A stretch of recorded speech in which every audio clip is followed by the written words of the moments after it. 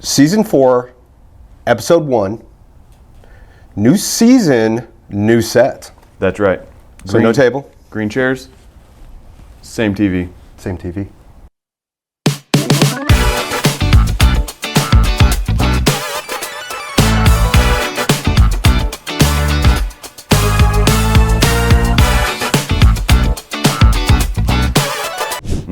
So what are we doing? Of course, Mark. Haley. Okay. And today we are talking about win-win resolutions. Yes. Inflection's cool. Yeah. All right. Yeah. We can talk about inflection, tone, when talking to upset customers. Pacing, all that. Let's start from the top, right? All right. Okay. So, how do you know? What's your first call to action? It's going to be something that I'm going to have to resolve using some of these tools. How do you know what tool to use, or? What's your prompt to okay, it's go time. Oh, prompt, ChatGPT. Okay. So I first would go to ChatGPT, type in how to handle resolutions. And then, but if I knew how to and then maybe print off. That's right. Yeah. No. We have print offs. That's right. Super cool. That's how you know what to do with your hands. Exactly. Right? That's right. You have a print off. Yep. So what I would do is start by listening, obviously. So you want to stay calm. The situation in our industry, it's going to be a little different than most, I think at least. A customer calls in and they're already frustrated because their largest investment, their home, is really hot or really cold. So they're starting off hot. Yep. Literally and figuratively. And they are some of them are a little aggressive, wanting this handled now. Their family is uncomfortable, they're uncomfortable, everybody's uncomfortable. So the first thing you have to do is listen. Stay calm, stay in control, and listen. I think another, definitely be mindful of this. It's going to be scaled. It's going to be scaled. It's, if you're working with a company, if you're part of a team, you have very high Google rating. The majority of your customers are extremely satisfied, right? It's going to be an outlier. Nobody's perfect. Some situation might have been mishandled. Something maybe misdiagnosed. It's hard to say, or it just may be completely unrelated to anything y'all have done. But this is where they're thinking to go to resolve this issue. So as the day gets hotter in an air conditioning industry, your call volume goes up. So if you're dealing with a small percentage, it then becomes a larger part of your day. Yep. Good news about that is, as you're handling this, you get the reps in. That's the best way to get better at anything, is get a lot of reps in. That's right. But what we're talking about today is probably things that you could implement, take under consideration, and maybe fast track being great at customer service without having to go through all the reps. But the reps will make a difference. Yeah, it does. So there's is the Ritz-Carlton. They're known for their customer service, right? And one of the founders, I believe he's a founder, he wrote a book about excellent customer service, basically. And in it, he mentions that their goal is to never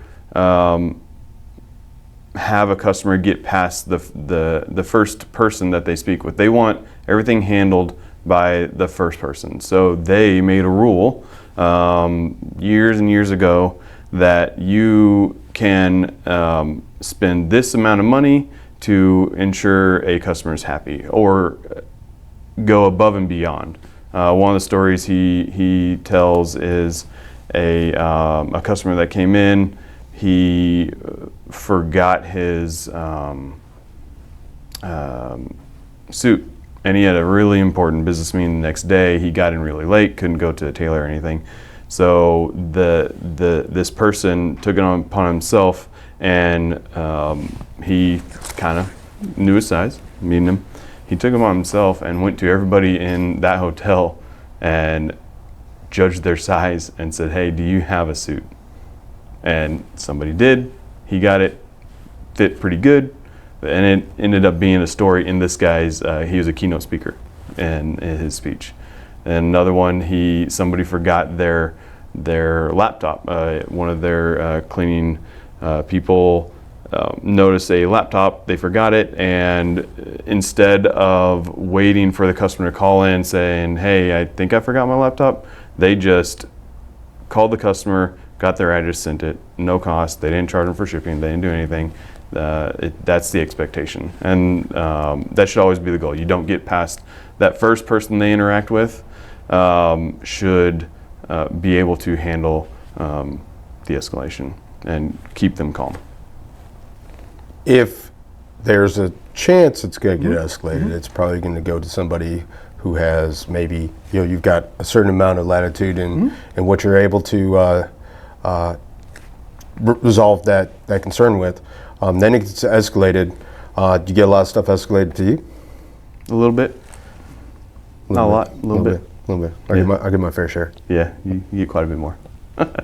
On the little run sheet we've got, I want to share a personal story. Okay. Because I like it. All right. And it's going to go back to like how you listen, right? 70% of the time listening, 30% of the time you feel free to talk. Yep. So my background coming into management, I had a lot of field experience, and I went maybe the first 20 years working in the field, last 4 years before moving into management in a supervisor role, and I had dealt with a lot of face-to-face customer concerns. In the field, talking to people, body language is everything. Yeah. And I didn't really fully appreciate it until now the party you're trying to resolve this issue and you are not in the same location, right? So everything that I was like, oh, it's super easy to handle escalations, right? Because your body tells the whole story. Yeah. Yep. If you're in it to like provide awesome customer service, your body language will tell you that. Yep. Customers can read that.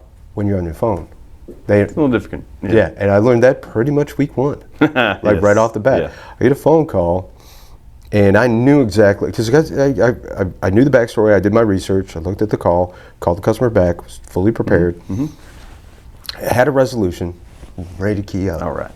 Let's go ahead and say it. Wrong. Yeah. Yep. Because really what that person on the other end of that phone line really wanted at that moment in time is be heard. Yeah. And that's a big part of resolving a lot of these issues. I learned immediately, they don't know where you're coming from. They don't know how to judge, that you're in there for that win-win, right? Yeah. You want them to win too. So how do you do that? You have to show that you care, and one of the best ways to show that you care is just really listen, pay attention, listen, hear them all the way out. Some people, they may want to tell their whole story. Some people have a story to tell, but man, they don't know where to go with their story. So same thing in presenting options at the end of a service call. You ask those open-ended questions. You can get a lot of their story out of them. You really need to hear the whole story before you can even start to talk about taking action. Yeah. And the first time I learned that lesson, I went and implemented it right away, because I was like, obviously, I can do better serving customers. And the very next time I had something escalated to me, I remember specifically, I heard them all the way out, and that's all they wanted. Yeah. They just wanted to tell their story, be heard, be understand. There was not even any really meaningful resolution. It's like, here's exactly what happened to me today. I just want somebody to hear it. Yep. And that was that. If you jump forward and drive the conversation like I am now, right? You're not going to do a good job at serving that customer. I do find resolving issues in person is a little bit easier over the phone. I've learned over many years, tonality is key, and actually learned this from a realtor that she just happened to be in the office where I was working, and she had a very upset customer because the customer was yelling so loud, and she was on speakerphone that I could hear every word. And what she did was kind of genius, in my opinion, as far as like tone and everything.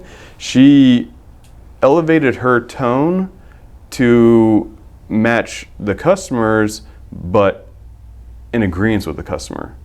So this customer was hot. I don't know what, I can't remember what about. And she said, she elevated her tone and said, this is absolutely ridiculous. This should never happen. I am so sorry. And then she used late night DJ voice.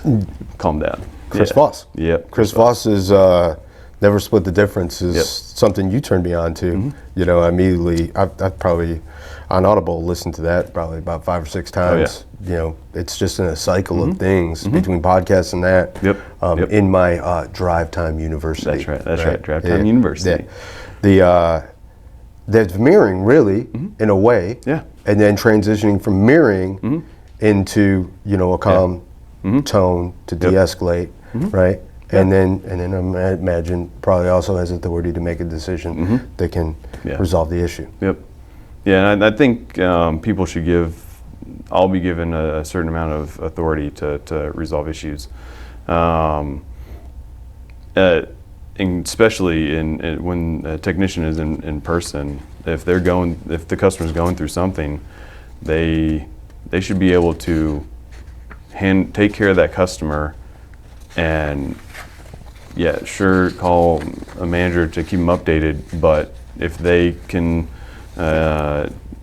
just let everyone know, like, hey, this is what I have to do, this is what's going on, this is what I'm doing, and I know this will make them happy, let them do it.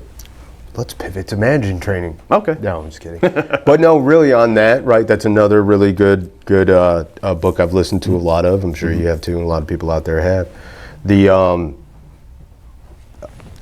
guardrails that you set, right?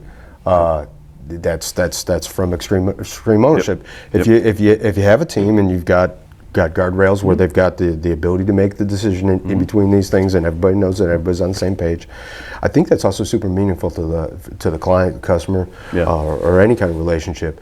If someone knows right away, like, I can resolve this by doing this, and have that immediate action. Well, you know, you're dealing with a company that provides awesome customer service. Yep. So you have, and also I think, is this in here? I'm not sure. What is it? The 3% thing. Probably not. Have you heard about 3% of customers that are dissatisfied? You can never satisfy them. Yeah. One of the things too to be mindful of, not all the time the resolution is going to be win-win.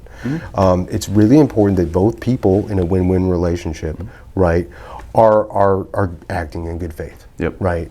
So some of these things don't get let down by not being able to resolve 100% of customer concerns. Because there are some people out there, they're very, very, very, very small percentage that probably are not acting in good faith, and you'll know. You'll know really quick. There'll be signs. They'll threaten you right off the bat usually. Yeah.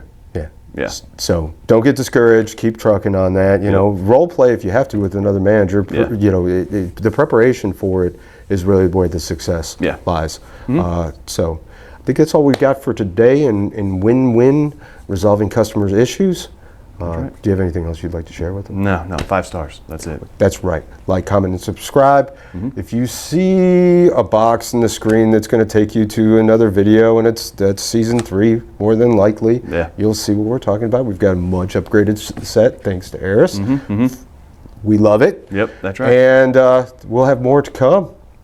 There you go. Like, comment, subscribe.